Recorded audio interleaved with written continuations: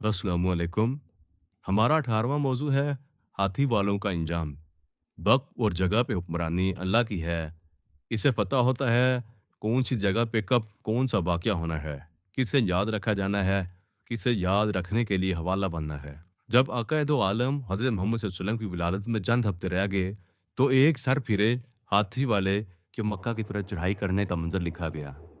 वो मंजर भी कि जब हाथी वाला लश्कर मक्का पर चढ़ाई के लिए मक्का के हदूद में पाँव रखे तो समंदर से परिंदा गोल पे गोल आए। इनकी चोंचों और पंजों में कंकरियां हों, तेज़ हवा के चक्कर चलें। परिंदों की गिराई हुई कंकरियां ऐसी तेज़ रफ्तारी से मक्का पर हमला करने वाले लश्कर पर बरसी कि सारा लश्कर खाए हुए भूस की मानित हो जाए, खाल उधर जाए लोगों की, जिस्म से हाथ पाँव झड़ जाएं, जिधर कंकर लगे खाल से गुजर जाए। ऐसे गुस्ताख लोग क़यामत तक के लिए इबरत का निशान बन जाएं। ऐसा ही हो गया। वो वाक़या याद रह जाने वाला था। इस याद से दो नतीजे निकाले जाते थे। अव्वल ये कि खुदा का घर लावारिस नहीं, खुदा इसकी हिफाजत करना जानता है। दोम ये कि इस घर की तरफ सारे जहां को मोड़ने वाले की आमद आमद है। हाथी वाले का नाम अबरहा था। वो यमन का ईसाई हुक्मरान था। यमन में इसने एक बड़ा कलीसा बनाया और सोचा कि सारे अरब को इस कलीसा की तरफ लाए। अरब वाले तो मक्का में बने काबा की तरफ तवाफ और हज के लिए जाते थे। इसने अरबों का रुख मोड़ने के लिए खातिर काबा को गिराने का फैसला कर लिया। 10,000 का लश्कर लेकर यमन से निकला, सना से बरास्ता खसम ताइफ पहुंचा और मक्का से चंद मील दूर मगमर पे आकर पड़ाव डाल लिया। अब्रहा से पहले यमन पर यमनियों ही की हुकूमत थी। 115 कबल मसीह से 525 ईस्वी। पुराने वक्तों में यमन का हुक्मरान पबा कहलाता था। शहर से हज़र मौत तक के इलाके को यमन कहते थे। जजीरा नुमा अरब के जनूब मशरक में यह बड़ा खुशहाल इलाका था। सना और ज़ुबैद, ताज और अदन इसके मारूफ शहर थे। ज़माने तब्दील में वहाँ लोगों ने 70 वादियों में बारिश के पानी को जगह रोकने के लिए एक मजबूत दीवार बनाई, सिद्ध माब रब हालतों की दीवार। इसमें 20 दरवाजे लगाए, एक बड़ा डैम बना लिया। 800 कबल मसीह की बात है ये। इस डैम से अपासी के लिए नहर निकाली, अपनी खेतियों को सैराब किया, अंगूर और जैतून के बाग लगाए। फूल और अनाज से वो लोग माला माल हो गए। कहते हैं यमन के बागों में फल इस कदर कसरत से होते थे कि इन बागों के अंदर से एक औरत सर पे खाली टोकरी रख कर निकलती तो एक सिरे से चलती चलती जब दूसरे सिरे तक पहुंचती तो अजीब वाकया होता। किसी फल को हाथ ना भी लगाती तो घने फल और दरख्तों के नीचे से गुजरते गुजरते इसके सर पर रखी टोकरी फलों से भर जाती। पकीज़ा और साफ सुथरा माहौल था। न मच्छर, न मक्खी, न खटमल। खुशहाली थी। ये सबा बिन यारब के ज़माने का यमन था। फिर वो नाशुक्रे हो गए। अल्लाह ने पानी को रोक कर रखे खड़े बांध में चूहे छोड़ दिए। देखते हैं चूहों के बिन उमरू बिन आमिर अलखमी, जो कौम सबा का अमीर था, इसे नजर आ गए। वो समझ गया कि अब सद मारब का कायम रहना मुश्किल है। बैन के बंद टूटे तो इसके गिरदा गिर्द नशेब में खड़ी खेतियाँ, बाग, बगीचे, बस्तियाँ, घर, गलियाँ, बाजार सब कुछ बह जाएगा। इसने दिल ही दिल में यमन छोड़ने का इरादा कर लिया। ये भी रिवायत है कि इसकी बीवी तरीफा बिनत खमीर खैर हमीरिया कहना थी। इसने हिसाब लगा के अपने मियाँ को पहले ही बता दिया था कि इलाका अनकरीब तबाह हो जाएगा। कहना बीवी की बात सुन पे इसके कान तो खड़े हुए, मगर जब अपनी आंखों से बंद थी दीवार में चूहों के बिल देखे तो समझ गया अब ये इलाका नहीं बढ़ता। बंदा चालाक था। इसने सोचा कि अगर वो अपने दिल की बात सच सच लोगों को बता देगा तो शोर मिट जाएगा।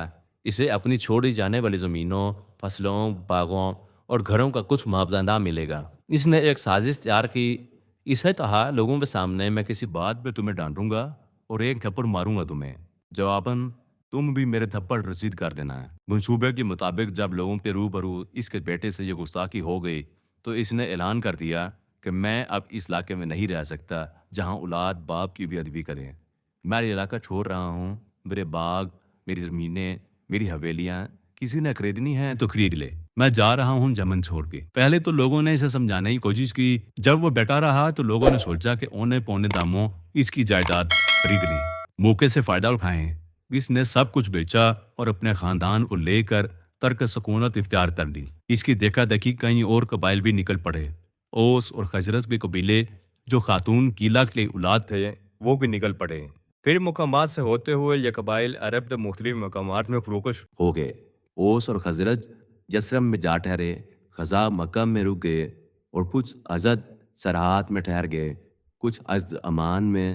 4 قبائل شام کی طرف نکل گئے، ان میں خم، جزام، عاملہ اور خسان یہ قبیلے تھے۔ پھر شدمارم کے بند ٹوٹ گئے، سیلاب آیا، یمن کی بستیاں، فصلیں اور بال تباہ ہو گئے۔ سیل ارم سے بہت سے لوگ ڈوب گئے، بستیاں اجڑ گئیں، لوگ متفرق ہو گئے، بہت سے لوگ ادھر ہی گئے جدھر ان کے پہلے جاننے والے گئے تھے۔ جو یمن میں نسبتاً اونچائی پہ آباد تھے وہ رکے رہے، یمن میں ٹھہرے رہے۔ لوگوں میں 6 قبائل تھے جو بدستور یمن میں مقیم رہے۔ یہ قبائل تھے مزت، انمار، اشارہ، ججیلہ اور حمیل۔ یمن کے انہی قبائل میں سے کچھ حکمران بھی تھے۔ ایک ان میں سے ربیعہ بن نصر تھا، وہ یمن کا بادشاہ تھا، اسے تباہ یمن کہا جاتا تھا۔ ایک طرح اس نے ایک خوفناک خواب دیکھا، پریشانی سے اٹھا، اٹھتے ہی اپنی قلمرو کے سب کہن، ساحت، قیافہ، شناس اور نجومی دربار میں طلب کیے۔ کہنے لگا، میں نے ایک برا خواب دیکھا ہے، بہت مضطرب اور بے چین، مجھے تعبیر بتاؤ۔ تعبیر کہنے والے بولے، حضور خواب سنائیں۔ بادشاہ بولا، اگر میں خواب سنات پہ تعبیر سننے لگا تو میری تسلی نہ ہوگی، مجھے میرا خواب بھی تم سناؤ اور تعبیر بھی کہو۔ ایک درباری بولا، بادشاہ سلامت، اگر آپ کا ارادہ یہی ہے تو پھر شک اور ستی کو طلب کیجیے، ان کے پاس ہر سوال کا جواب اور ہر جواب کا سوال۔ شک اور ستی کو دربار میں طلب کیا گیا۔ ستی پہلے پہنچ گیا، بولا، بادشاہ سلامت، آپ نے آگ کا الاؤ دیکھا ہے، آگ تاریکی سے نکل کر ہر ذی روح کو ہڑپ کر رہی ہے، اس کی روشنی تو ہامہ میں پھیل گئی۔ بادشاہ بیٹھا بیٹھا اچھل کے کھڑا ہو گیا، بولا، صحیح کہتے ہو، اب تعبیر کہو۔ صدی کہنے لگا، بادشاہ، سنگلاخ وادیوں کے درمیان ہر ذی روح کی قسم کھا کے کہتا ہوں کہ تمہارے علاقے میں حبشی غالب آ جائیں گے، ابین تا جرس ان کا قبضہ ہوگا۔ بادشاہ سٹپٹایا، بولا، بڑے دکھ کی بات ہے، یہ کب ہوگا؟ میرے عہد میں یا میرے بعد؟ تتی نے تسلی دی، نہیں بادشاہ، ابھی نہیں، 60 یا 70 سال بعد۔ شاہ نے پوچھا، ان کی حکمرانی سدا رہے گی یا ختم ہو جائے گی؟ ستی کہنے لگا، ختم ہو جائے گی، 70 سال بعد کچھ قتل ہو جائیں گے، کچھ فرار۔ بادشاہ پوچھنے لگا، ان سے نبرد آزما کون ہوگا؟ ستی نے کہا، عدن کا ارمزی یزن حملہ آور ہوگا۔ شاہ نے پھر وہی سوال دہرایا، پھر وہی حکمران رہیں گے یا ان کی حکمرانی بھی ختم ہو جائے گی؟ ستی نے کہا، ان کی حکومت بھی ختم ہو جائے گی۔ کون ختم کرے گا ان کی حکمرانی؟ بادشاہ نے پوچھا۔ ستی نے کہا، ایک پاک باز اللہ کا پیغمبر جس پہ خدا کی طرف سے وحی آتی ہوگی۔ بادشاہ حیران ہوا، بولا، یہ نبی کس قبیلے سے ہوگا؟ ستی نے کہا، غالب بن فہر کے خاندان سے، اور قیامت تک اس کی قوم پھر یمن پہ حکمرانی کرے گی۔ بادشاہ اچنبھے سے بولا، قیامت کیا چیز ہے؟ ستی نے کہا، جب دنیا ختم ہو جائے گی۔ ہیں؟ دنیا نے ختم ہونا ہے؟ بادشاہ کی آنکھیں پھیل گئیں۔ جی بادشاہ سلامت، ہر شے ختم ہو جائے گی، اگلے پچھلے سب لوگ اکٹھے کیے جائیں گے، نیک سرخرو ہوں گے اور بدکاروں کو سزا ملے گی۔ بادشاہ نے پوچھا، جو تو کہہ رہا ہے کیا سچ ہے؟ ستی نے کہا، شام کی سرخی، رات کی تاریکی اور چاند کی روشنی کی قسم، جو کچھ کہا وہ حق سچ ہے۔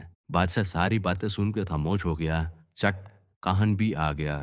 بادشاہ نے ستی کی بتائی ہوئی باتیں اخفا رکھیں اور اسے کہا، میرا خواب بتاؤ۔ شخص نے بھی ایک قسم کھائی اور کہا، بادشاہ، آپ نے ایک بڑی آگ دیکھی ہے جو ہر زندہ کو کھا جاتی ہے۔